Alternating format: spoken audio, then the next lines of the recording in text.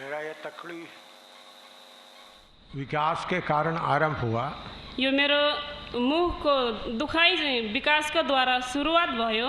ഈ വികാസിന്റെ കാരണത്താലാണ് ഈ യുദ്ധം തുടങ്ങിയത്. मेरा मुंह में ഈ ചെറിയ വേദന വികാസിന്റെ കാരണത്താലാണ് ഉണ്ടായത്. लेकिन अभी ये बढ़ने का और कारण है. तर यो अझै पनि बढिरहेको छ र यसको चाहिँ खास कारण छ. എന്നാൽ ഇത് വളരുവാൻ ഇതിന് മറ്റു കാരണമുണ്ട്. प्रभु की आत्मा स्पष्ट से बताया. प्रभुको आत्माले मलाई स्पष्टसँग बताउनु भयो. ദൈവാത്മാവ് വളരെ സ്പഷ്ടമായ ആ കാര്യം അറിയിച്ചു. नेपाल में सिद्धता का उपदेश नहीं आना. नेपालमा यो सिद्धताको उपदेश नआओस् भन्नको खातिर നേപ്പാളിൽ പൂർണ്ണതയുടെ ഉപദേശം വരരുത്. इसलिए शैतान लड़ रहा है. त्यसकारण शैतान चाहिँ चर्को तरिकाले लडिरहेको छ. അതിനാലാണ് പിശാച് യുദ്ധം ചെയ്യുന്നത്. लेकिन जय हमारा है. तर जय चाहिँ हाम्रो हो. എന്നാൽ ജയം നമ്മളുടേതാണ്. मत्ती 22 का 29 पढ़े. मत्ती 22 को 29 अध्यायमा 29 पदमा हामी पढौँ. മത്തായി 22ന്റെ 29 വായിച്ചാലും. मैथ्यू 22:29. यसुले तिनीहरूलाई भन्नुभयो, तिमीहरू धर्मशास्त्र र परमेश्वरको शक्ति नबुझेर भूलमा परेका छौ. यीशु ने उन्हें उत्तर दिया कि तुम पवित्र शास्त्र और परमेश्वर की सामर्थ्य नहीं जानते, इस कारण भूल में पड़ गए हो. इधर में प्रभु यीशु कहता है, यहाँ प्रभु येशू मसीह भन्नुहुन्छ, ഇവിടെ കർത്താവായ യേശു ക്രിസ്തു പ്രകാരം പറയുന്നു, तुमको पवित्र शास्त्र और परमेश्वर का वचन मालूम नहीं है, इसलिए फूल में पड़ा है. तिमीहरूलाई परमेश्वरको पवित्र शास्त्र र वचन थाहा नहुनको कारण तिमीहरू भूलमा परिरहेका छौ. നിങ്ങൾ ദൈവശക്തിയും ദൈവവചനവും അറിയായകയാൽ തെറ്റിപ്പോകുന്നു. परमेश्वर का वचन सही तरीके से ना जानने के कारण बहुत तेरा पास्टर लोग, विश्वासी लोग गुमराह हो रहा है. परमेश्वरको वचन सही तरिकाले थाहा नपाउनको कारण पास्टर अनि विश्वासीहरू चाहिँ उनीहरूको बुद्धि अन्ध भइरहेको छ. ശരിയായ രീതിയിൽ ദൈവത്തിന്റെ വചനം അറിയാത്തതിനാൽ അനേകം പാസ്റ്റർമാരും വിശ്വാസികളും തെറ്റിപ്പോയിക്കൊണ്ടിരിക്കുന്നു. मत्ती 24 का 14. मत्ती 24 को 14 मा हामी हेर्छौँ. മത്തായി 24ന്റെ 14. मैथ्यू 24:14. मत्ती 24 को 14 मा हामी हेर्नेछौँ. മത്തായി 24ന്റെ 14. औ राज्यको यो सुसमाचार सारा संसारमा सब जातिहरूलाई साक्षीको निम्ति प्रचार गरिनेछ, त्यसपछि अन्त हुनेछ. और राज्य का यह सुसमाचार सारे जगत में प्रचार किया जाएगा कि सब जातियों पर गवाही हो, तब अंत आ जाएगा. यह वचन लेकर बहुत तेरा पास्टर लोग, इवांजलिस्ट कोने कोने में जल्दी जल्दी वचन सुनाने जा रहा है. यो वचनको आधार लिएर कयौँ प्रचारकहरू चाहिँ छिटो छिटो भन्दा छिटो कुना कुनामा गएर प्रचार गर्ने गर्छन्. ഈ വചനത്തെ ആധാരമാക്കിക്കൊണ്ട് അനേക സുവിശേഷകന്മാരും പ്രാസംഗികന്മാരും ദേശത്തിന്റെ കോണലുകളിൽ ചെന്ന് പെട്ടെന്ന് സുവിശേഷം അറിയിച്ചുകൊണ്ടിരിക്കുന്നു. बहुत तेरा मिनिस्ट्रीज का फाउंडेशन स्क्रिप्चर भी यही है. धेरै जसो मिनिस्ट्रीहरूको फाउन्डेसन बिग्रिनुको कारण पनि यही हो. അനേക മിനിസ്ട്രികളുടെയും ഫൗണ്ടേഷൻ ഉപദേശവും ഇത് തന്നെയാണ്. मैं जब अमेरिका में गए, उधर में टेलीविजन इवांजलिज्म बाकी वगैरह उन लोगों से बात करते वक्त उन लोग सब मत्ती 24 का 14 बोलते थे. म जब अमेरिकामा गएको थिएँ त्यति बेला ती सुसमाचार प्रचारकहरूसँग टेलिभिजनद्वारा प्रचार गर्नेहरूसँग कुराकानी गर्दा यही मत्ती 24 को 14 लिएर उनीहरू बोल्थे. ഞാൻ അമേരിക്കയിലും മറ്റ് ഭാഗങ്ങളിലുമൊക്കെ പോകുമ്പോൾ അവിടെയുള്ള ടെലിവിഷനിൽ കൂടെയുള്ള സുവിശേഷകന്മാരോടൊക്കെ സംസാരിക്കുകയും അത് മനസ്സിലാക്കുകയും ചെയ്തപ്പോൾ അവരുടെ ഉപദേശം മുഴുവനും ഈ 24 അധ്യായം 14 വാക്യത്തിൽ അടങ്ങിയിരിക്കുകയാണ്. मेरे प्यारों, मत्ती 24 का 14 हमारा काम नहीं है. मेरो प्यारो, यो मत्ती 24 को 14 पदको काम चाहिँ हाम्रो काम होइन. എൻ്റെ പ്രിയമുള്ളവരെ, മത്തായി 24ന്റെ 14 നമ്മുടെ ജോലിയല്ല. और राज्य का शुभ समाचार है. त्यो भनेको चाहिँ राज्यको सुसमाचार हो. അത് രാജ്യത്തിന്റെ സുവിശേഷമാണ്.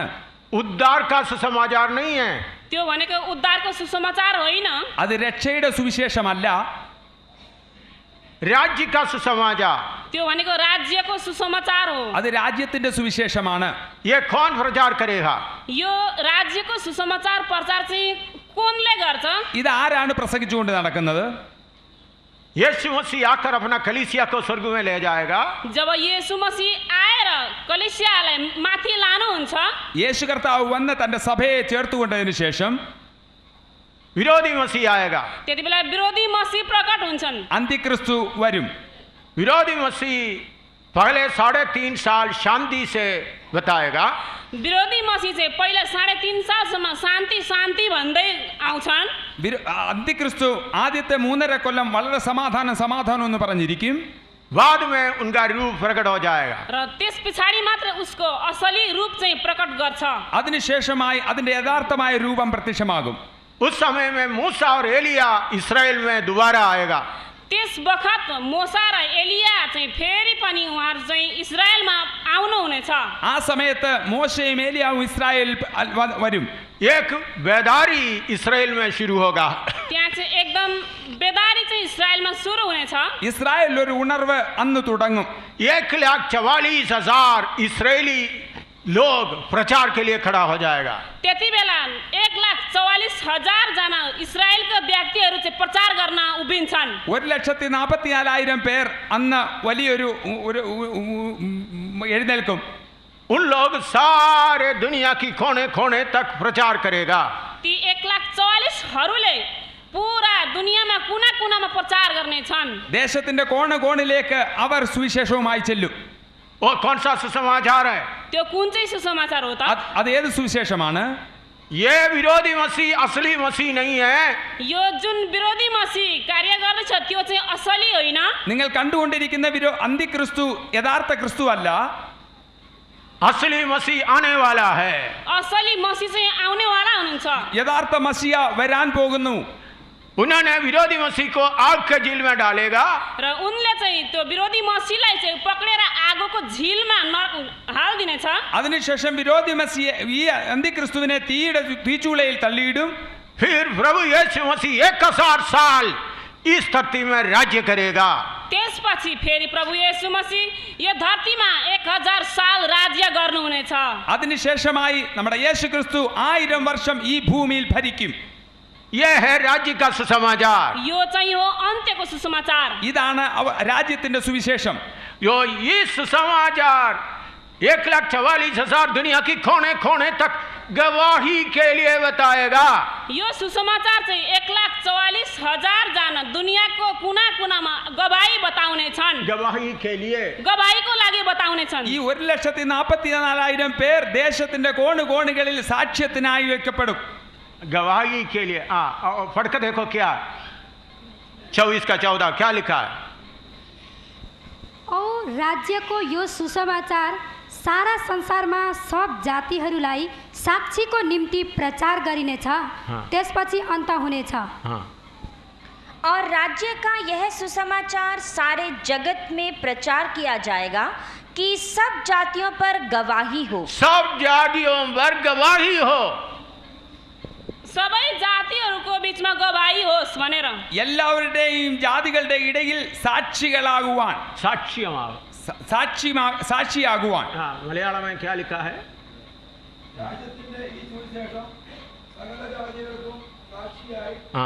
साक्ष्यमाय। बस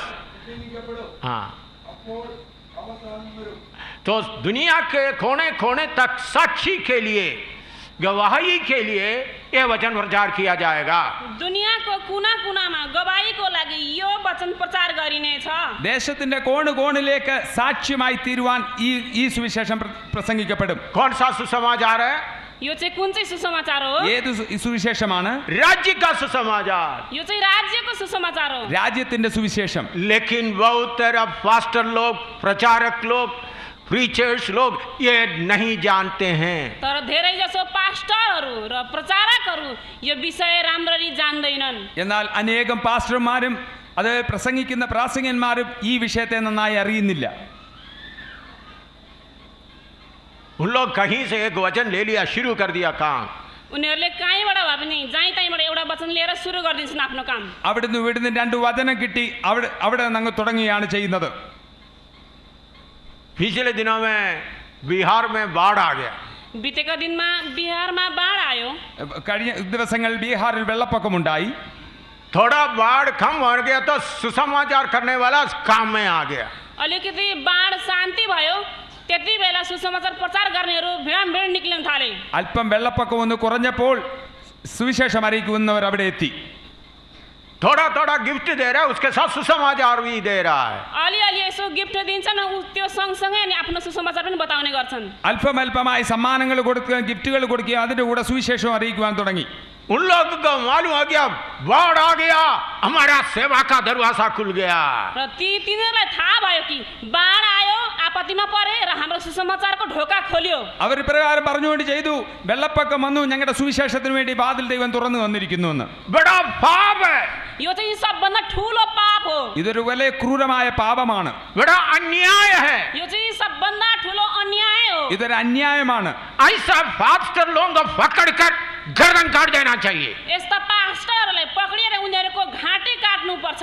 അതുപോലുള്ള പാസ്റ്റർമാരെ പിടിച്ച് കഴുത്ത് കണ്ടിക്കുകയാണ് വേണ്ടത്. लोगों का गरीबी का नाजायज फायदा नहीं उठाना. मानिसको गरिबी हालतको त्यो नचाहिँदो फाइदा चाहिँ हामीले उठाउनु हुँदैन. പാവപ്പെട്ടവന്റെ അവന്റെ പാവത്തിനെ നമ്മൾ ചൂഷണം ചെയ്യുകയാണ് ചെയ്യുന്നത്. ये बड़ा पाप है. यो सबभन्दा ठुलो पाप भनिन्छ यसलाई. ഇത് വലിയ പാപമാണ്.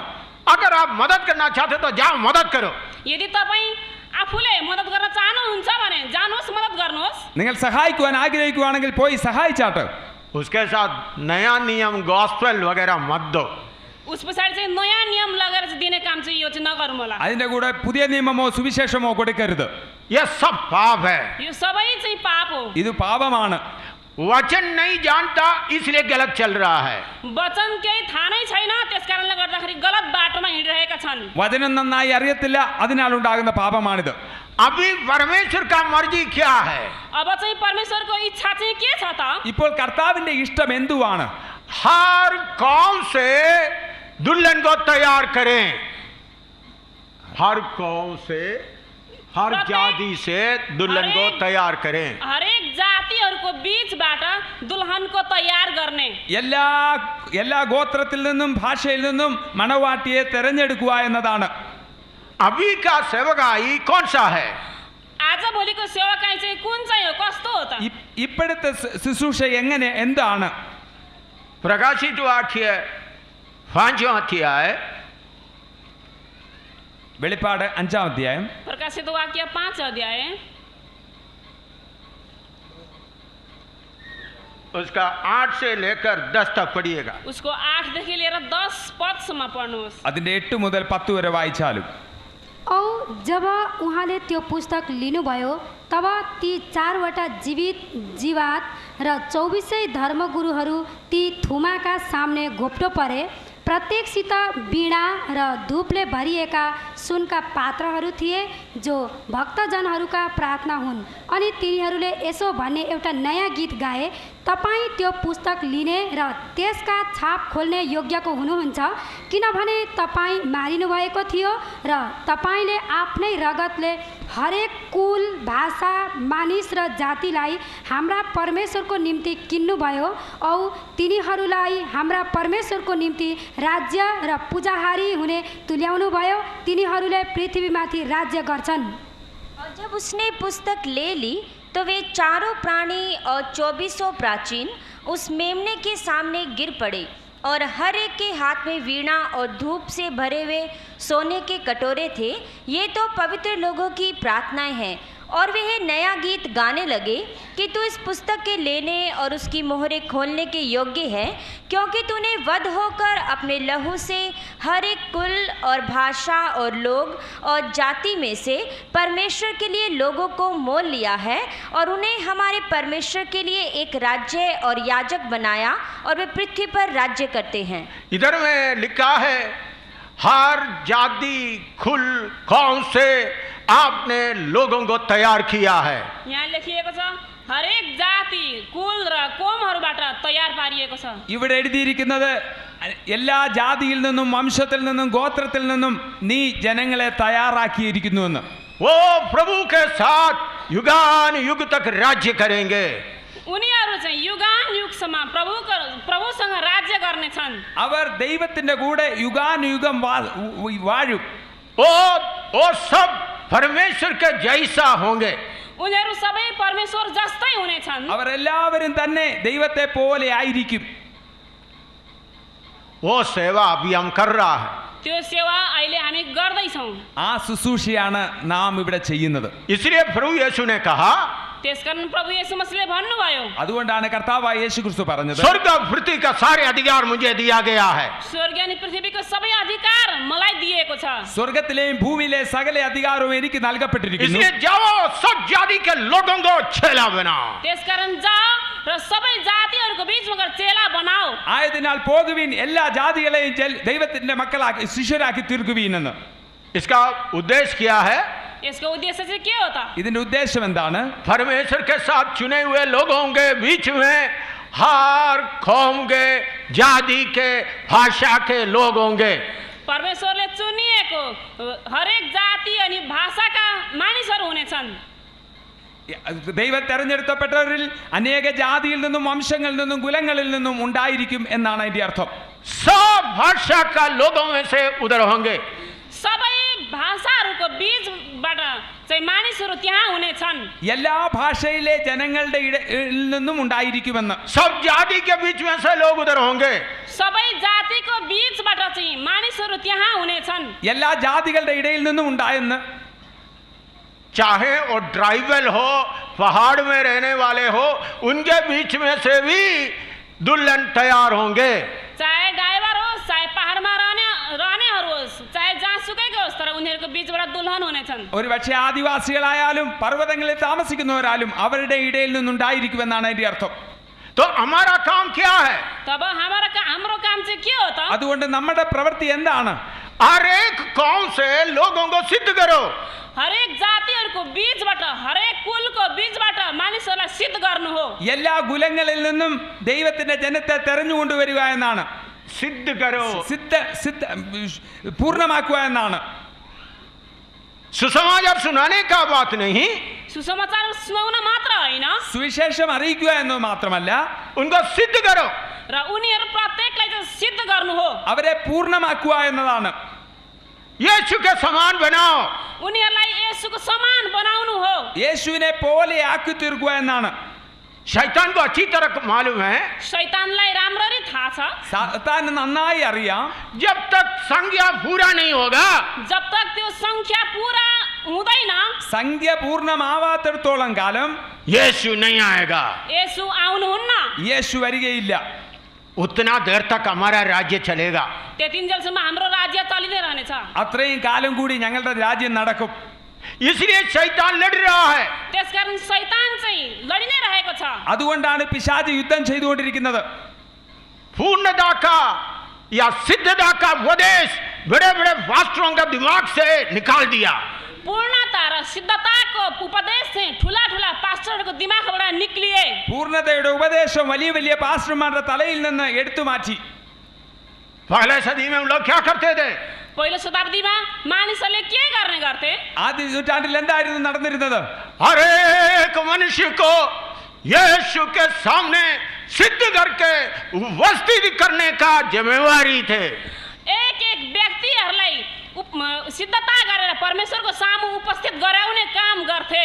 ഓരോ വ്യക്തികളെയും പൂർണ്ണരാക്കി കർത്താവിന്റെ മുമ്പാകെ നിർത്തിക്കൊണ്ടിരുന്നു. इसलिए एफएसी 4 का 11 से 16 तक हम पढ़ते हैं. त्यसकारण एफएसी 4 का 16 देखि 11 देखि 16 हामी हेर्छौं. അതുകൊണ്ടാണ് എഫേസ്യർ 4ന്റെ 11 മുതൽ 16 വരെ ഇപ്രകാരം പഠിക്കുന്നത്. हाँ, एफएसी 4 का 11 से 16 तक पढ़िएगा. एफएसी 4 को 11 देखि 16 सम्म. എഫേസ്യർ 4ന്റെ 11 മുതൽ 16 വരെ. औ उहाँले नै कुनैलाई प्रेरित, कुनैलाई अगमवक्ता, कुनैलाई प्रचारक र कुनैलाई मण्डलीको गोठालो र शिक्षक हुनलाई सेवाको काममा र ख्रिस्टको शरीरको स्थापनामा पवित्र जनहरूको सिद्धता हुनको निम्ति नियुक्त गर्नुभयो। जबसम्म हामी सबैजना विश्वासको र परमेश्वरका पुत्रको ज्ञानको एकता प्राप्त गर्दैनौँ, अर्थात् ख्रिस्टको पूर्णताको कदको नापसम्मको पुरा पाको मानिस हुँदैनौँ कि हामी भ्रमको धूर्त कारवाहीहरू अनुसार छलमा मानिसहरूको धूर्तताले सिद्धान्तको प्रत्येक बतासबाट ओल्ट्याङ पल्ट्याङ पारिएर यताउता हुर्रिने बालकहरू अब नहौँ, तर प्रेममा सत्य बोलेर हामी सबै कुरामा उहाँसम्मै अर्थात् ख्रिस्टसम्मै बढ्दै जाउँ, जो शिर हुनुहुन्छ, जसबाट प्रत्येक भागलाई ठिक नापको काम बमोजिम। प्रत्येक जोर्नीले खदिलो पारिदिएकोले सारा शरीर ठिक ठिक एकसाथ गाँसिएर एक भई प्रेममा आफ्नै निर्माणको निम्ति शरीरको वृद्धि गराउँछ।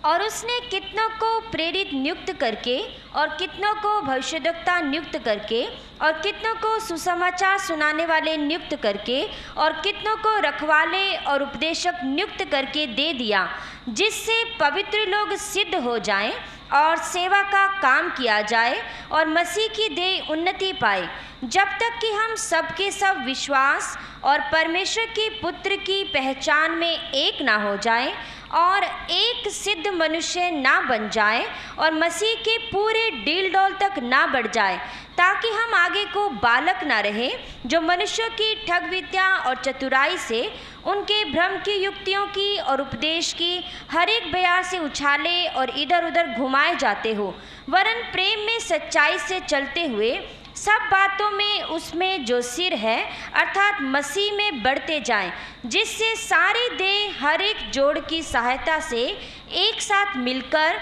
और एक साथ गठकर उस प्रभाव के अनुसार जो हर एक भाग के परिमाण से उसमें होता है, अपने आप को बढ़ाती है कि वह प्रेम में उन्नति करती जाए। इधर में लिखा है हर एक आत्मी विश्वास में हर बात में यीशु मसीह के डील डोल तक बनना है। यहाँ लेखिएको छ प्रत्येक व्यक्ति एक एक യേശു മസീഹ് സമാൻ बढ़दै जानु। ഇവിടെ എഴുതിയിരിക്കുന്നത് ഓരോ വ്യക്തികളും വിശ്വാസത്തിലും എല്ലാത്തിലും കർത്താവിന്റെ പൂർണ്ണതയോളം വളരണം എന്ന്। डील डोल तक कहते थे नेपाली में क्या? जबसम्म हामी सबैजना विश्वासको र परमेश्वरका पुत्रको ज्ञानको एकता प्राप्त गर्दैनौँ, अर्थात् ख्रिस्टको पूर्णताको कदको नापसम्मको पुरा पाको मानिस हुँदैनौँ। वो बोलो यीशु मसीह के डील डोल तक बनाना। യേശു മസീഹ്को पूर्णतासम्म बढ्नुपर्छ। ക്രിസ്തു യേശുവിന്റെ പൂർണ്ണതയോളം വളർത്തുക।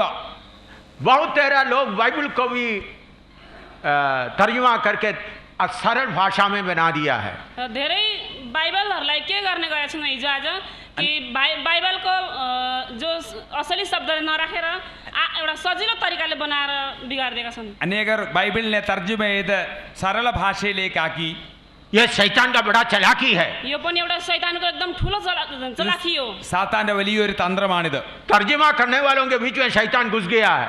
तर्जुमा गर्ने व्यक्तिको भित्र चाहिँ शैतान घुस्यो। തർജ്ജമ ചെയ്യുന്നവരുടെ ഇടയിൽ പിശാച് കയറി। मैं आपको वचन पढ़ाते हैं ग्रीक में, इब्रानी भाषा में, असली भाषा में चेक करके आपको पढ़ाता हूँ। म तपाईहरुलाई वचन पढाउँदाखेरि इब्रानी भाषामा ग्रीक भाषामा म चेक गरेर मात्र म बाइबल पढाउने गर्छु। ഞാൻ നിങ്ങളെ വചനം പഠിപ്പിക്കുന്നത് ഗ്രീക്കിലും എബ്രാനിയിലും എല്ലാം ചെക്ക് ചെയ്തതിന് ശേഷമായിട്ടാണ്। इसलिए इधर उधर से प्रिंट किया हुआ बाइबल सस्ता देकर खरीदना नहीं। त्यसकारणले यताउता जो सस्तोमा पाइयो भन्दैमा त्यो बाइबलहरू किनेर नपढ्नु होला। അതുകൊണ്ട് അവിടെ ഇവിടെ കിട്ടുന്ന വില കുറഞ്ഞുള്ള പുസ്തകം കണ്ടിട്ട് അത് മേടിക്കരുത്। सुंदर भाषा देकर नहीं पढ़ना। सुन्दर भाषा देखेर नपढ्नु। നല്ല ഭാഷാ ചൈതുല്യം കണ്ടിട്ടുണ്ട് അത് വാങ്ങരുത്। जहर कैसा देता है? र विष चाहिँ कसरी दिन्छन् त? വിഷം എങ്ങനെയാണ് തരുന്നത്? अच्छा मीठा चीज में लपेट कर देता है। विष चाहिँ राम्रो मिठो गुलियो चिजहरुमा लपेटेर बेरेर दिने गर्छन्। നല്ല മാധുര്യമായ എന്തോത്തിനകത്തെങ്കിലും പെരട്ടിയാണ് അത് തരുന്നത്। इसलिए इन्हीं दिनों में सही बाइबल ही खरीदे। त्यसकारणले यही दिनहरुमा हामीले सही बाइबल किन्नुपर्छ। ആയതിനാൽ ഈ ദിവസങ്ങളിൽ ശരിയായ ബൈബിൾ മാത്രമേ വാങ്ങാവൂ. यीशु के समान होना, यीशु के खद तक आना में फर्क है। येशूको समान हुन र येशूको कदसम्म बढ्नु चाहिँ फरक छ। യേശുവിനെ പോലെയാകുക അതുപോലെ യേശുവിന്റെ തികവോളം വളരുക എന്ന് പറയുന്നത് രണ്ടിലും വ്യത്യാസമുണ്ട്. समान मामूली थोड़ा थोड़ा समान हो गया। समानको अर्थ चाहिँ अलिअलि साधारण समान हो। പോലെയാകുക എന്ന് പറഞ്ഞാൽ ഒരു സാധാരണ ഒന്നാണ്. लेकिन खद आते मतलब लंबाई चौड़ाई सब एक जैसा। तर कद बराबर भन्दा चाहिँ उसको लम्बाई चौडाई सबै बराबर। എന്നാൽ തികവോളം എന്നതിനകത്ത് അതിന്റെ നീളവും വീതിയും എല്ലാം ഒരേപോലുള്ളതാണ്. तो इसलिए प्रभु का इस समय का काम हर जाति और कौम से लोगों को यीशु के समान उनके खद तक बनाने का है। र येशू मसीहको काम चाहिँ के हो त भन्दा हरेक कोम र कुलहरूको बीचबाट चाहिँ मानिसहरूलाई येशू मसीहको समान उहाँको कदसम्म बनाउनु हो। എന്നാൽ ഇപ്പോഴത്തെ നമ്മുടെ ജോലി എല്ലാ ഗോത്രത്തിൽ നിന്നും കുലത്തിൽ നിന്നും ജനങ്ങളെ യേശുവിന്റെ തികവോളം വളർത്തുക എന്നുള്ളതാണ്. इस काम को तोड़ने के लिए शैतान बहुत मिशनरियों को भेज दिया। यस कामलाई तोड्नको लागि धेरै जसो मिशनरीहरूलाई पठाइदिए। ഈ നല്ല പ്രവൃത്തിയെ തെറ്റിക്കുവാൻ തക്കോണം പിശാച് അനേക മിഷനറിമാരെ ഇതിനിടയിലേക്ക് അയച്ചു. 1980 से वही काम कर रहा था। 20-15 आजादी आने तक कोई मिशनरी देखने को भी नहीं मिलता था। 1980 से जब मैं नेपाल में काम कर रहा था 18 साल तक कोई मिशनरी को देखने को नहीं मिलता था। म 1980 देखि लिएर म नेपालमा सेवा गर्दाखेरि मैले कुनै पनि मिशनरीहरूलाई देख्न पाइनँ। 1980 മുതൽ ഞാൻ നേപ്പാളിൽ പ്രവർത്തിച്ചുകൊണ്ടിരുന്നു. 10-18 കൊല്ലം ഒരു മിഷനറിമാരെ ഇവിടെ കണ്ടിട്ടില്ല. कुछ मिशनरी लोग काठमांडू में आकर वापस चले जाते थे। कुनै मिशनरीहरू चाहिँ काठमाडौँसम्म आएर उनीहरू फर्किजान्थे। ആ കാലത്ത് ചില മിഷനറിമാർ കാഠ്മണ്ഡു വരെ വന്നിട്ട് പേടിച്ച് ഓടിപ്പോവുകയാണ് ചെയ്തത്. उनको मालूम हो गया किसी को वचन सुनाएगा तो 16 साल जेल में जाना पड़ेगा। उनीहरूलाई थाहा थियो कसैलाई हामीले प्रभुको वचन बतायौँ भने 16 सालसम्म जेलमा बस्नु पर्छ भनेर। ആരോടെങ്കിലും സുവിശേഷം അറിയിച്ചാൽ 10-16 കൊല്ലം ജയിലിൽ കിടക്കുമെന്ന് അവർക്ക് മനസ്സിലായി.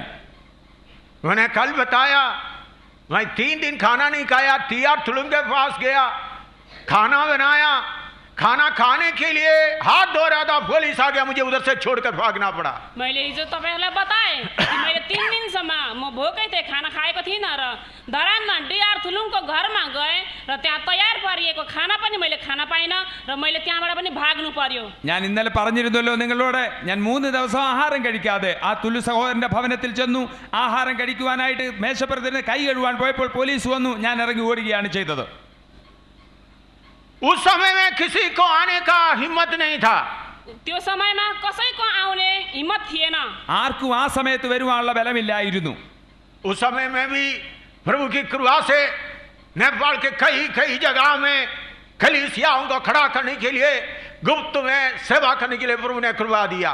त्यो समयमा पनि प्रभुले मलाई कृपा दिनुभयो। गुप्तमा नेपालमा कहीँ जग्गा-जग्गामा कलेसिया स्थापना गर्नका लागि प्रभुले मलाई कृपा दिनुभयो। ആ സമയത്ത് നേപ്പാളിന്റെ പല ഭാഗങ്ങളിൽ രഹസ്യമായി കർത്താവിന്റെ സഭയെ സ്ഥാപിക്കുവാൻ കർത്താവ് എനിക്ക് കൃപ നൽകിക്കൊണ്ടിരുന്നു. सेवक लोगों को हिंदुस्तान में ले जाकर वचन सिखाकर वापस भेजा। सेवाकरलाई यहाँबाट मैले हिन्दुस्तानमा लगेर वचन सिकाएर मैले फर्काएँ। ശുശ്രൂഷകന്മാരെ ഭാരതത്തിൽ കൊണ്ടുപോയി കർത്താവിന്റെ തിരുവചനം പഠിപ്പിച്ച് അവരെ അയച്ചിട്ടുണ്ടായിരുന്നു. ऐसा समय में एक घटना हुआ, वो भी मैं आपको बताना चाहता हूँ। त्यस्तो समयमा एउटा घटना भएको थियो, म त्यो पनि तपाईहरुसँग बताउन चाहन्छु। അങ്ങനെയുള്ള സമയത്തിൽ ഒരു സംഭവം നടന്നു, അത് നിങ്ങളോട് പറയുവാൻ ഞാൻ ആഗ്രഹിക്കുന്നു. लक्ष्मीपुर में मैं पोटेस या मिट्टी का बर्तन बनाने वालों के बीच में मैं भी बर्तन बनाना शुरू किया। यो नेपालकै लक्ष्मीपुरमा जो भाँडा बनाउने कुमाले भएको ठाउँमा गएर म पनि त्यहाँ बनाउन थालेँ। ഈ നേപ്പാളിലുള്ള ലക്ഷ്മിപൂർ എന്ന് പറയുന്ന സ്ഥലത്ത് ഈ കല ഉണ്ടാക്കുന്നവരുടെ ഇടയിൽ ഞാനും ഇരുന്ന് കല ഉണ്ടാക്കുവാൻ പഠിച്ചു. അങ്ങനെ എനിക്ക് ചെയ്യുമായിരുന്നു. मुझे पूरा मालूम नहीं, बल्कि मिट्टी बना के ऐसा करता था।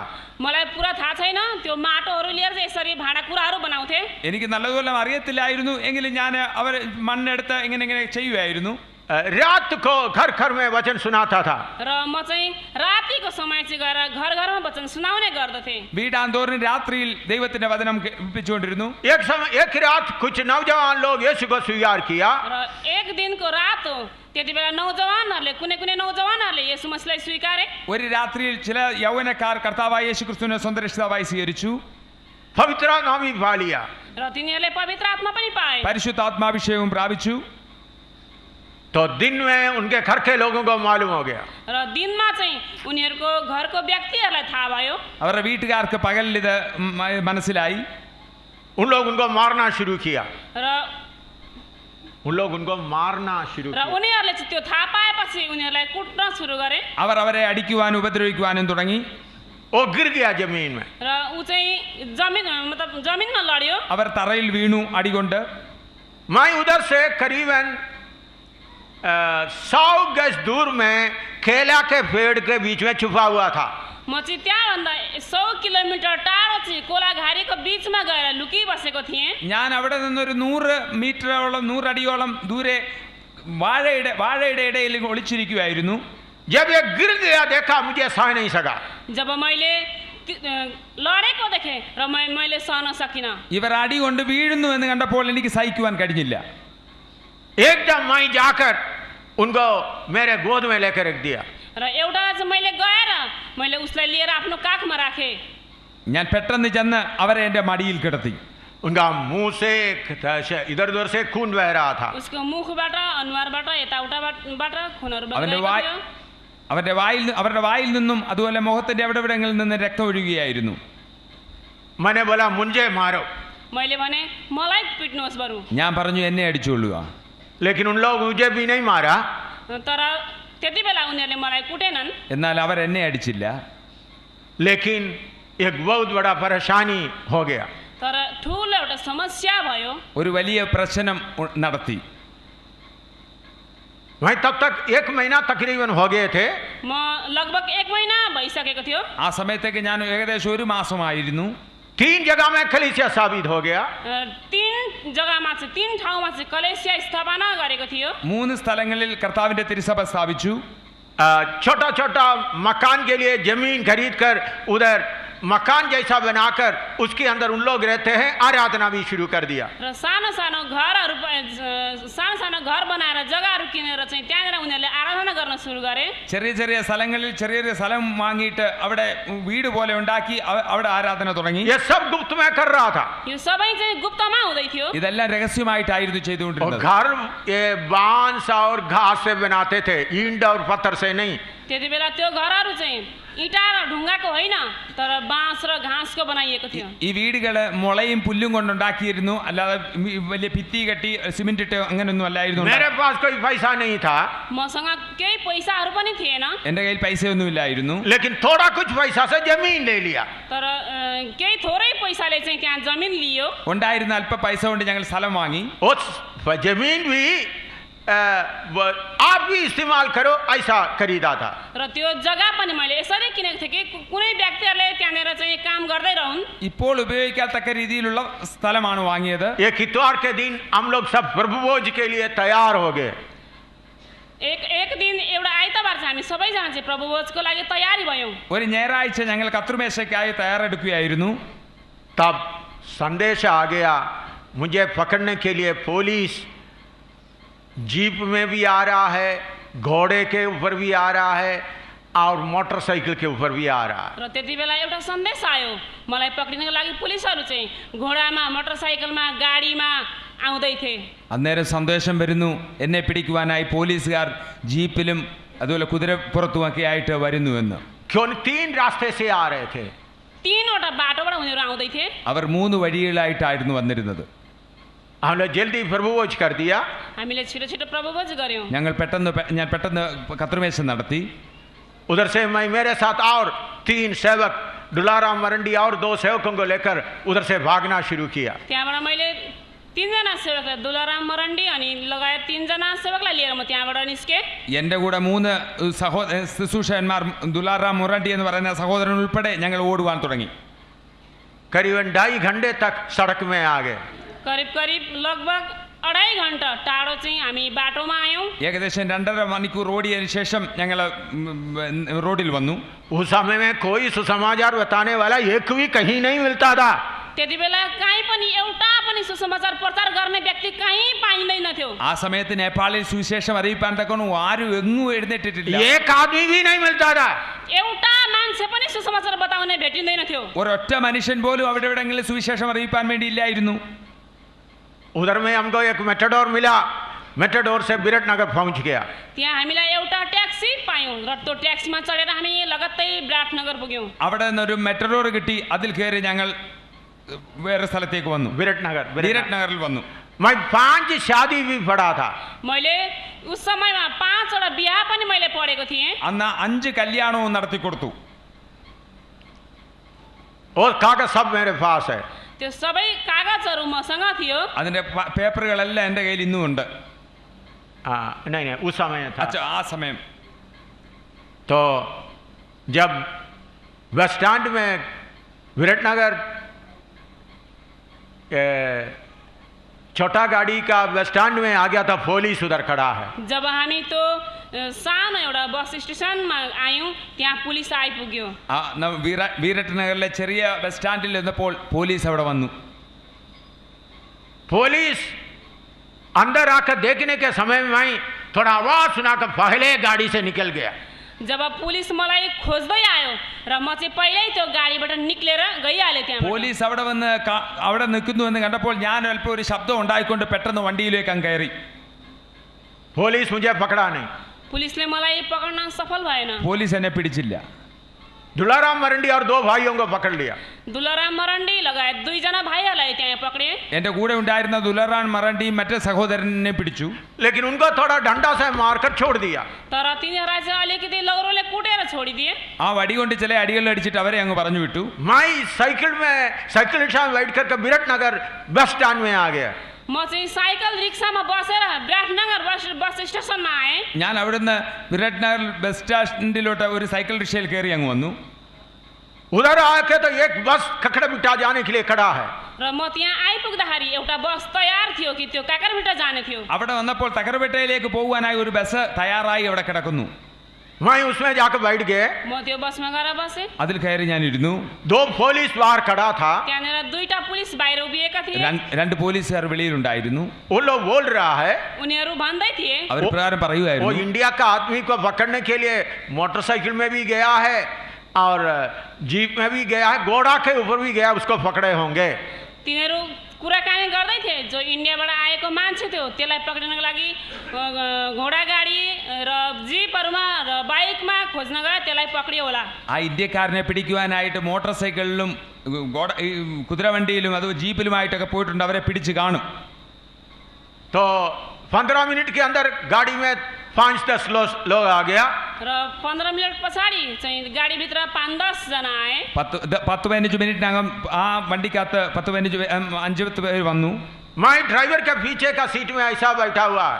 म ड्राइभरदेखि पछाडिको सिटमा बसिरहेको थिएँ। ഞാൻ ഡ്രൈവറിന്റെ സീറ്റിന്റെ പുറകിലായിട്ട് ഇങ്ങനെ ഇരിക്കുകയായിരുന്നു. बाकी सबको चेक किया, मुझे चेक नहीं किया. त्यहाँ बस्ने सबैलाई चेक गरे तर मलाई गरेन। ആ പോലീസുകാർ വണ്ടിക്കുള്ളിൽ കയറി ബാക്കി എല്ലാവരെയും ചെക്ക് ചെയ്തു, എന്നെ ചെക്ക് ചെയ്തില്ല. आधा घंटे के बाद गाड़ी फुल हो गया. आधा घन्टा पछाडि त्यो गाडी चाहिँ पुरा भरियो। അരമണിക്കൂറിന് ശേഷം വണ്ടി നിറഞ്ഞു. उन लोग आखिरी चेकिंग किया. र उनीहरूले त्यो अन्तिम चेक पनि गरे त्यहाँ। അവർ വീണ്ടും വന്ന് ഒന്നുകൂടെ ചെക്ക് ചെയ്തു നോക്കി. मुझे छोड़कर बाकी सबको चेक किया.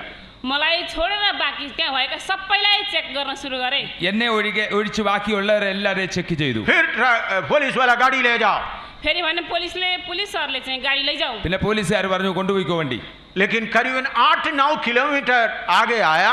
तर म तकरिबन 8-9 किलोमिटरमा अगाडि आएँ। എന്നാൽ 8-9 കിലോമീറ്റർ കഴിഞ്ഞ് മുമ്പോട്ട് ചെന്നപ്പോൾ जीप और 3 मोटरसाइकिल आ रहा है. जीप र 3टा मोटरसाइकल चाहिँ अगाडि आयो। ഒരു ജീപ്പും 3 മോട്ടോർ സൈക്കിളും പോലീസുകാരുടെ വരുന്നു. हमारे सामने आकर गाड़ी रोक दिया. हाम्रो सामुन्ने आएर आफ्नो गाडी रोकायो। ഞങ്ങളുടെ മുമ്പിൽ കൊണ്ടുവന്ന വണ്ടി നിർത്തി. गुस्सा से गाड़ी के ऊपर किक मार रहा है. रिसले चाहिँ उनीहरूले त्यो गाडीलाई चाहिँ लात लगाए। ദേഷ്യം കൊണ്ട് കാല് തൊടിച്ചുകൊണ്ട് വണ്ടിയിൽ അങ്ങോട്ട് വന്നു. अंदर आकर पूरा चेकिंग किया। र भित्र आएर त्यही गाडीलाई पुरा चेक गर्न सुरु गरे। അകത്ത് വന്ന് പൂർണ്ണമായി എല്ലാവരെയും ചെക്ക് ചെയ്തു. मुझे चेक नहीं किया। तर मलाई तिनीहरूले चेक गरेन। എന്നെ കണ്ടില്ല. 2 घंटे के बाद मैं खकड़ा बिठा में पहुंच गया। 2 घण्टा पछाडि म काकरभिटा पुगे। 2 മണിക്കൂറിന് ശേഷം ഞാൻ കക്കരപേട്ടയിൽ വന്നു. तो हमारा फिर उसके बाद मैं बागडोगरा में पहुंच गया। फेरि म उस पछाडि बागडोगरामा पुगे। അതിനുശേഷം ഞാൻ ബാഗ്ദുറയിലേക്ക് വന്നു. हमारा टीम के कैप्टन शशि बहल को मैं बागडोगरा में छोड़ा था। मैले हाम्रो टिमको क्याप्टेन शशिलाई चाहिँ मैले बागडोगरामा छोडेको थिएँ। ഈ നമ്മുടെ ടീമിലുള്ള ശശി എന്ന് പറയുന്ന സഹോദരനെ ഞാൻ ബാഗ്ഡോഗ്രയിൽ വിട്ടിരുന്നു. वो भी फौज में कैप्टन था। ऊ पनि फौजमा क्याप्टेन हुनुहुन्थ्यो। അദ്ദേഹവും നേവിയിൽ ആർമിയിൽ ക്യാപ്റ്റൻ ആയിരുന്നു. उनके साथ 3-4 लोग भी थे। र उहाँसँग 3-4 जना पनि हुनुहुन्थ्यो। അദ്ദേഹത്തിന്റെ കൂടെ 3-4 പേര് കൂടെ ഉണ്ടായിരുന്നു. ये नए लोगों को मैं अंदर काम करने के लिए नहीं ले गए। र यो नयाँ व्यक्तिहरूलाई चाहिँ मैले भित्र काम गर्न लगिन। ഞാൻ നേപ്പാളിനുള്ളിൽ ചെയ്യുവാൻ ശുശ്രൂഷിക്കുവാനായി പുതിയ ആൾക്കാരെ കൊണ്ടുപോയില്ല. क्योंकि पकड़ा जाएगा, जेल में डाला जाएगा, क्या होगा? किनभने पक्रियो भने र जेलमा लगाइयो भने यिनीहरूको हालत चाहिँ के हुन्छ त? കാരണം പിടിച്ച് ജയിലിനുള്ളിലായാൽ എന്ത് സംഭവിക്കും? तो मैं आने के लिए बहुत देर हो गया। र म आउन धेरै ढिलो भयो। എന്നാൽ ഞാൻ വരുവാൻ താമസിച്ചപ്പോൾ बहल सोचने लगा अभी कैप्टन ये एम शामिल को क्या हो गया। र त्यो शशि बहल चाहिँ भन्न थाल्यो कि क्याप्टेन एम शामिललाई चाहिँ के भयो। ആ സഹോദരൻ ചോദിച്ചു ഈ ക്യാപ്റ്റൻ സാറിന് എന്തോ പറ്റി എന്ന് ചോദിക്കുവാനിടയായി. उन्होंने चिंता करना लगे। പ്രയാസപ്പെടുവാൻ തുടങ്ങി. तो उन्होंने विराटनगर में उसी दिन आ गया। र उहाँ चाहिँ विराटनगरमा त्यसै दिन आउनुभयो। ആ ദിവസം തന്നെ അദ്ദേഹം വിരാട്നഗറിൽ വന്നു. एक होटल में रह रहा है। र एउटा होटलमा चाहिँ उहाँ रहनुभएको थियो। അവിടെ വന്ന് ഒരു ഹോട്ടലിൽ മുറിയെടുത്തു.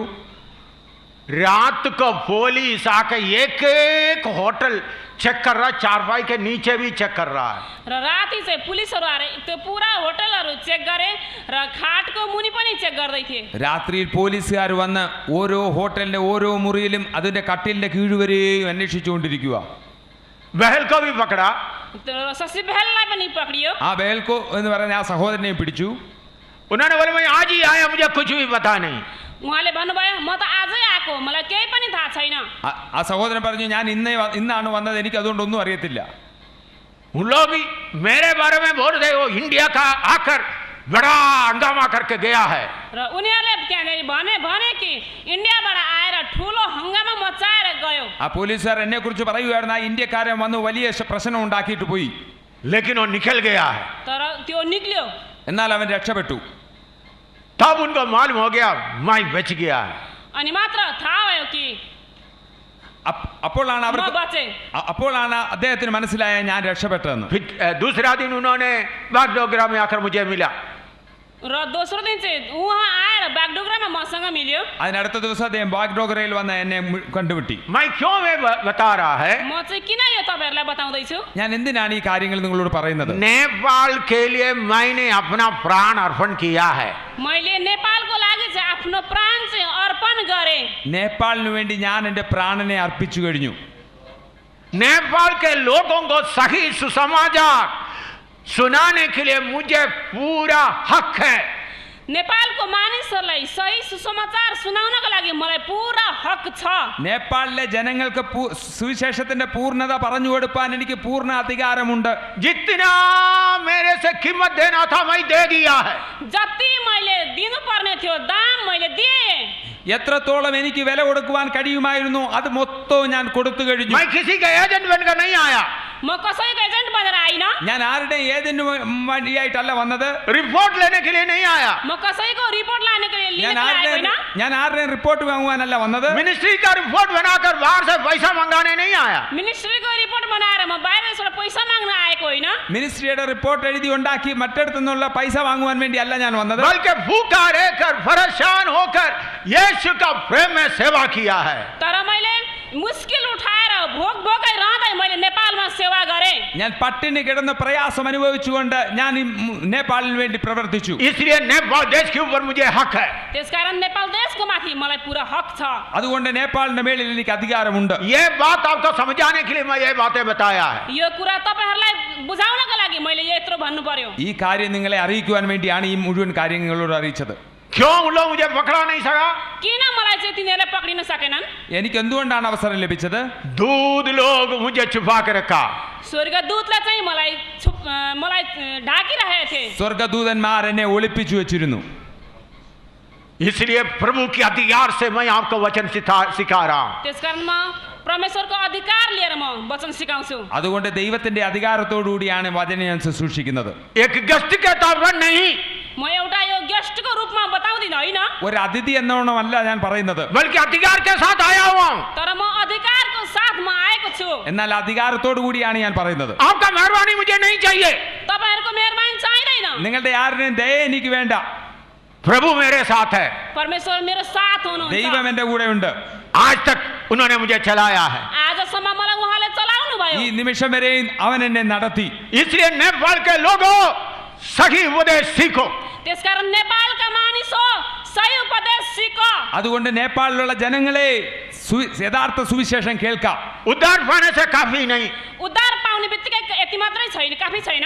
രക്ഷിക്കപ്പെടുക എന്ന് മാത്രം കൊണ്ട് പോരാ, बपतिस्मा लेने से काफी नहीं, बप्तिस्मा लिन काफी होइन, ജലസ്നാനം മാത്രം ഏറ്റതുകൊണ്ട് പോരാ, पवित्र आत्मा पाने से काफी नहीं, पवित्र आत्मा पाउन त्यति मात्र काफी छैन, പരിശുദ്ധാത്മാവ് മാത്രം പ്രാപിച്ചുകൊണ്ട് പോരാ, सिद्धता की ओर बढ़ना है, सिद्धताको तर्फ बढ्नु पर्छ।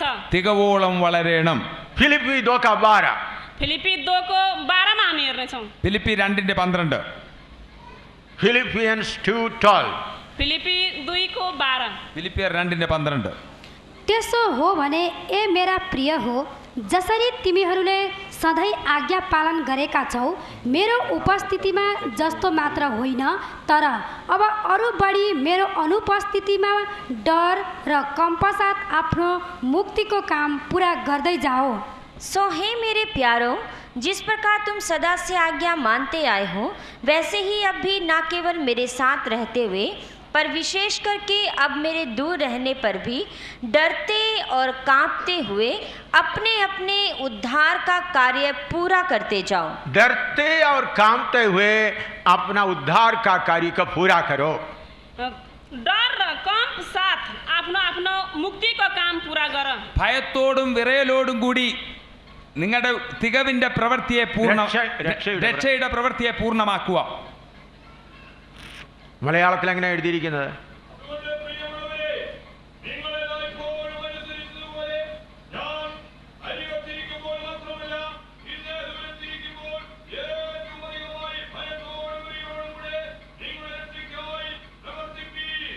डर से और कांपते हुए अपना उद्धार का कार्य को पूरा करो। डर र कम्प साथ आफ्नो मुक्तिको काम पूरा गर्ने परिश्रम गर। ഭയത്തോടും വിറയലോടും കൂടി രക്ഷയുടെ പ്രവൃത്തിയെ പൂർത്തീകരിക്കുക. ये बात समझना है तो मनुष्य के बारे में आपको थोड़ा समझना जरूरी है। यो कुरा बुझ्नु पर्छ भने मानिसको बारेमा केही कुराहरू बुझ्नु आवश्यक छ। ഈ കാര്യം മനസ്സിലാവണമെങ്കിൽ മനുഷ്യനെ കുറിച്ചുള്ള കാര്യം ഒന്ന് മനസ്സിലാക്കണം. पहला थिस्सलुनी 5:23, पहिलो थिस्सलुनीकी 5:23 मा हामी 1 തെസ്സലോനിയർ 5:23, पहला थिस्सलुनी 5:23, पहिलो थिस्सलुनीकी 5:23 मा पढ्नेछौँ। 1 തെസ്സലോനി 5:3, 23. औ शान्तिका परमेश्वर आफैले तिमीहरूलाई पुरा तवरले चोखो तुल्याउनुहुन्छ र तिमीहरूका आत्मा, प्राण र शरीर हाम्रा प्रभु येशू ख्रिस्टको आगमनमा अखण्डसँग निर्दोष भई सुरक्षित रहनेछन्। आप ही तुम्हें पूरी रीति से पवित्र करे और तुम्हारी आत्मा और प्राण और देह हमारे प्रभु यीशु मसीह के आने तक पूरे पूरे और निर्दोष सुरक्षित रहे। इधर में आपके सामने मनुष्य का बना के रखा है। यहाँ तपाईहरुको सामुन्ने एउटा मानिसलाई बनाएर राखिएको छ। ഇവിടെ നിങ്ങളുടെ മുമ്പിലായി ഒരു മനുഷ്യന്റെ രൂപം വരച്ചു വെച്ചിരിക്കുന്നു. उत्पत्ति 2:7 पढ़िएगा। उत्पत्ति 2:7 पदमा हामी हेर्नेछौँ। ഉൽപ്പത്തി 2:7 വായിച്ചാലും जेनेसिस 2:7, ഉൽപ്പത്തി 2:7. 2:7 मा हामी हेर्नेछौँ। परमप्रभु परमेश्वरले भूमिको माटोबाट मानिस बनाउनु भयो र तिनको नाकमा जीवनको सास फुकिदिनु भयो र मानिस जीवित प्राणी भयो। और यहोवा परमेश्वर ने आदम को भूमि की मिट्टी से रचा और उसके नथनों में जीवन का श्वास फूंक दिया और आदम जीविता प्राणी बन गया। इधर में मिट्टी में परमेश्वर मनुष्य को बनाया, यहाँ माटोले परमेश्वरले मानिसलाई बनाउनु भयो। ഇവിടെ ദൈവം മനുഷ്യനെ മണ്ണുകൊണ്ട് സൃഷ്ടിച്ചു. जब परमेश्वर उनके अंदर फूंक दिया तो उनका आत्मा प्राण आया। जब परमेश्वरले नाकमा जीवनको श्वास फुकिदिनु भयो त उहाँको आत्मा आयो। അവന്റെ മൂക്കിൽ ദൈവം ഊതിയപ്പോൾ അവനിലെ പ്രാണനും ആത്മാവും ഇവിടെ വന്നു. उसके साथ साथ परमेश्वर का स्वरूप भी आया र उसको साथ साथै परमेश्वरको स्वरूप पनि आयो। അതിന്റെ കൂടെ ദൈവത്തിന്റെ സ്വരൂപവും വന്നു. सो मनुष्य के अंदर एक आत्मा है, एक प्राण है, एक शरीर है। त्यसकारण मानिसभित्र आत्मा प्राण र शरीर हुन्छ। അതുകൊണ്ട് മനുഷ്യന്റെ ഉള്ളിൽ ഒരു ദേഹവും ദേഹിയും ആത്മാവും ഉണ്ട്. शरीर मिटने वाला है, यो हाम्रो शरीर भनेको चाहिँ मिट्नेवाला हो। ശരീരം നശിച്ചു പോകുന്നതാണ്. वह आत्मा प्राण कभी मरता नहीं। र आत्मा र प्राण चाहिँ कहिल्यै पनि खतम या मेटिँदैन।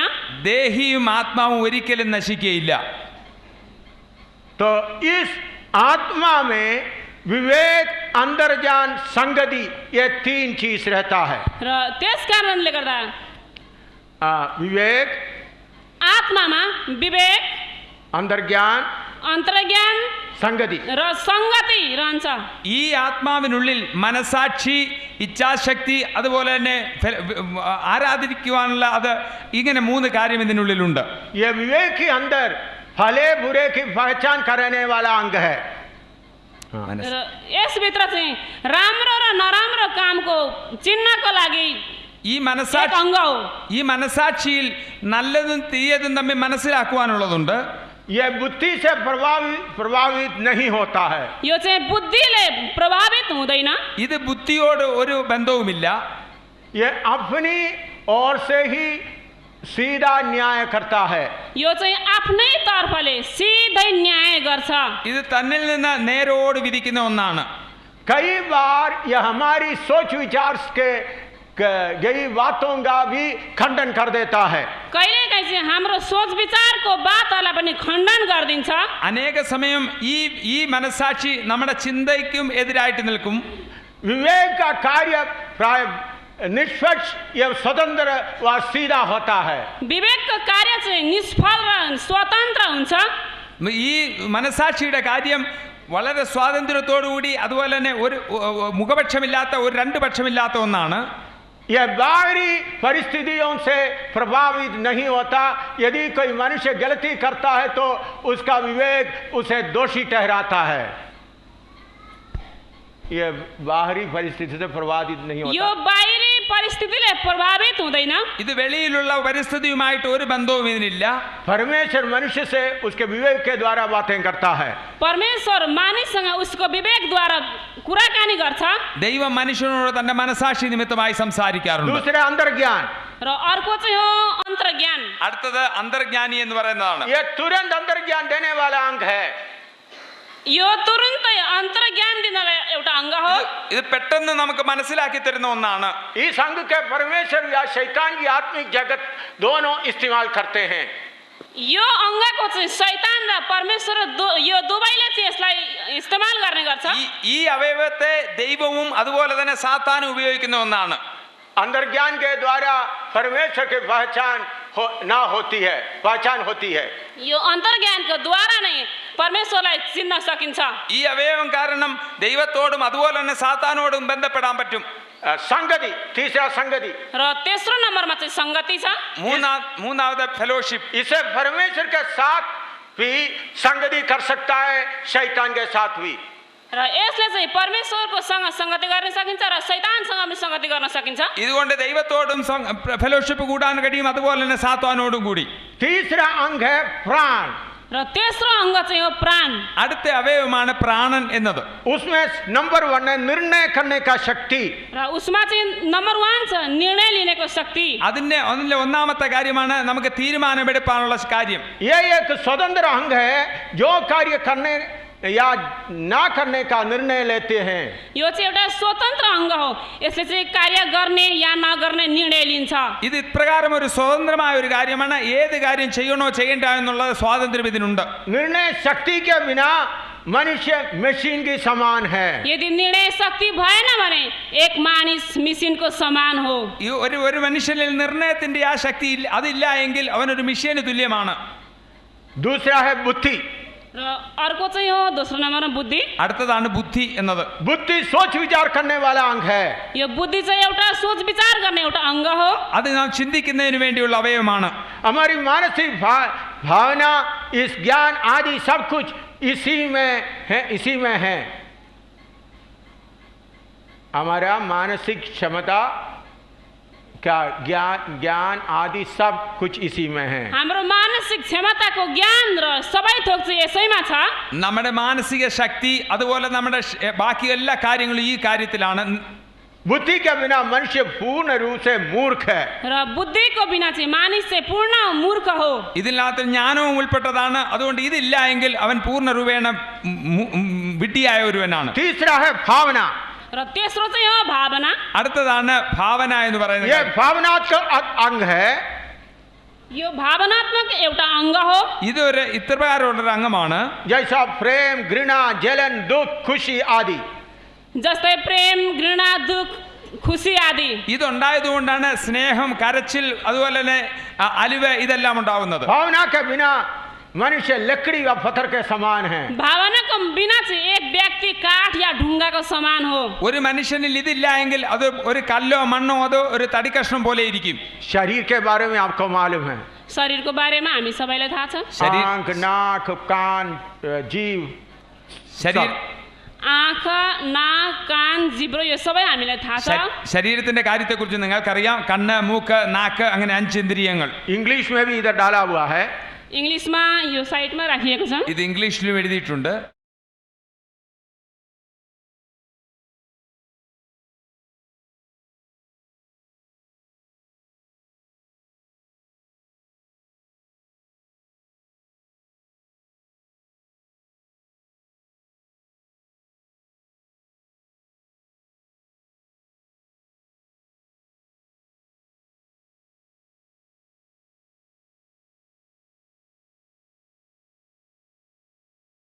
सिद्धता के लिए रुकावट कहाँ है?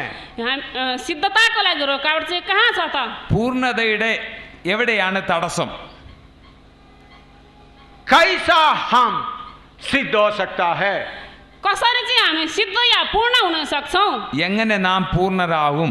कैसा हम उद्धार का कार्य पूरा कर सकता है? कसरी हामी चाहिँ मुक्तिको काम पूरा गर्न सक्छौँ? എങ്ങനെ നാം രക്ഷയുടെ കാര്യം പൂർണ്ണമാക്കും? हमारे अंदर का आत्मा प्राण का काम अच्छी तरह समझना है। हामी भित्रको आत्मा र प्राणको काम चाहिँ हामीले राम्ररी बुझ्नुपर्छ। നമ്മുടെ ഉള്ളിലുള്ള ആത്മാവിന്റെയും പ്രാണന്റെയും കാര്യം നാം നന്നായി മനസ്സിലാക്കണം. इधर में आप थोड़ा देखिए।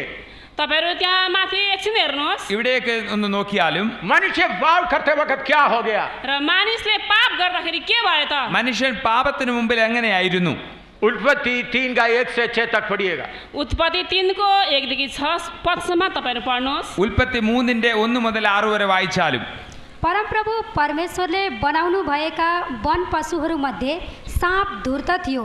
त्यसले स्त्रीलाई भन्यो के परमेश्वरले तिमीहरूलाई बगैँचाको कुनै रुखको फल नखानु भनी भन्नुभएको छ? स्त्रीले साँपलाई भनिन्, बगैँचाका रुखहरूका फल हामी खान सक्छौँ, तर बगैँचाको बिचमा भएको रुखको फलको विषयमा परमेश्वरले भन्नुभएको छ त्यो चाहिँ नखानु र नछुनु, नत्र त तिमीहरू मर्छौ। साँपले स्त्रीलाई भन्यो, तिमीहरू कदापि मर्दैनौ, किनकि परमेश्वर जान्नुहुन्छ कि जुन दिन तिमीहरू त्यो खान्छौ त्यही दिन तिमीहरूका आँखा खुल्नेछन् र असल र खराबको ज्ञान पाएर तिमीहरू पनि परमेश्वर जस्तै हुनेछौ। अनि जब स्त्रीले त्यस रुखको फल खानलाई असल र हेर्नमा रहर लाग्दो औ कसैलाई बुद्धिमान बन्नलाई सो रुखको चाह गर्नुपर्ने रहेछ भनी देखिन्, तब तिनले त्यस रुखको फल टिपेर खाइन् र आफ्ना पतिलाई पनि दिइन् औ तिनले पनि खाए। यहोवा परमेश्वर ने जितने बनैले पशु बनाए थे उन सब में सर्प धूर्त था, और उसने स्त्री से कहा, क्या सच है कि परमेश्वर ने कहा कि तुम इस वाटिका के किसी वृक्ष का फल ना खाना? स्त्री ने सर्प से कहा, इस वाटिका के वृक्षों के फल हम खा सकते हैं, पर जो वृक्ष वाटिका के बीच में है उसके फल के विषय में परमेश्वर ने कहा है कि ना तो तुम उसको खाना और ना उसको छूना, नहीं तो मर जाओगे। तब सर्प ने स्त्री से कहा, तुम निश्चय ना मरोगे, वरन परमेश्वर आप जानता है कि जिस दिन तुम उसका फल खाओगे उसी दिन तुम्हारी आंखें खुल जाएंगी और तुम भले बुरे का ज्ञान पाकर परमेश्वर के तुल्य हो जाओगे। सो जब स्त्री ने देखा कि उस वृक्ष का फल खाने में अच्छा और देखने में मन भाव और बुद्धि देने के लिए चाहने योग्य भी है, तब उसने उसमें से तोड़कर खाया और अपने पति को भी दिया और उसने भी खाया।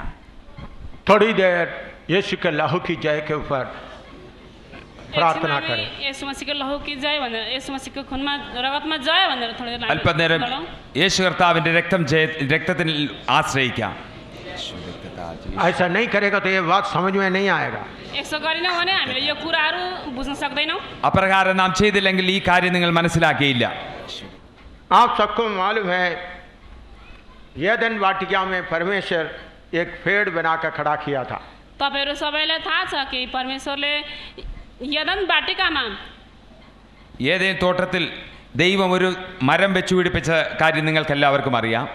प्रभु ने बोला सारे फल तुम खा सकते हैं. परमेश्वरले भन्नुभयो यदन वाटिकाका यदन बगैँचाका सबै फलहरू तिमीहरू सङ्कोच नमाने खान सक्छौ. എല്ലാ വൃക്ഷത്തിന്റെയും ഫലങ്ങൾ തിന്നാമെന്ന് കർത്താവ് പറഞ്ഞു. लेकिन बीच का पेड़ का फल जो फले बुरे का वो नहीं खाना. तर त्यो बीचमा लगाइएको जुन रुख छ असल र खराब പക്ഷേ നടുവിലുള്ള त्यो चाहिँ नखानु. ആ വൃക്ഷത്തിന്റെ ഫലം നിങ്ങൾ തിന്നരുത് എന്ന് പറഞ്ഞിരുന്നു. प्रभु ने उसके बीच में कोई बाड़ नहीं बनाया था. परमेश्वरले त्यो रुखको वरिपरि कुनै बाडहरू लगाएका थिएनन्. ദൈവം അതിന് ചുറ്റുമായിട്ട് ഒരു വലിയ വേലിയൊന്നും കെട്ടിയിരുന്നില്ല. सिर्फ एक आज्ञा दे दिया.